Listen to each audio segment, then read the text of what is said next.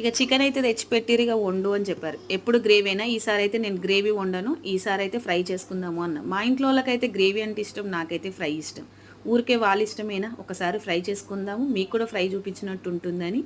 ఇంకా నేనైతే చికెన్ని శుభ్రంగా కడిగేసి మన కడాయి పెట్టేసి ఈ పచ్చిమిరపకాయలు, కొత్తిమీర, పుదీనా నూనెలో వేయించాలండి.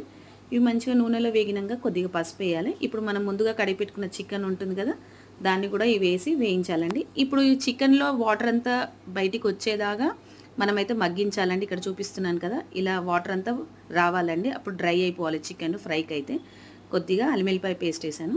ఈలోగా అయితే ఒక చిన్న కడాయి పెట్టి ఆయిల్ వేసి మన ధనియాలు, కొద్దిగా జీలకర్ర, అలాగే ఎండుమిరపకాయలు అయితే ఫ్రై చేసి ఇలా పౌడర్ చేసుకున్నానండి. ఇప్పుడు మొత్తం చికెన్లో వాటర్ ఎంత పోయింది కదా, ఇక మన ఎండుకారంది చేసాం కదండి, అది యాడ్ చేసేసి కొద్దిసేపు మంచిగా నూనెలో మగ్గించాను. మొత్తానికి ఫైనల్గా చికెన్ ఫ్రై రెడీ అయింది. కరివేపాకుతో గార్నిష్ చేసి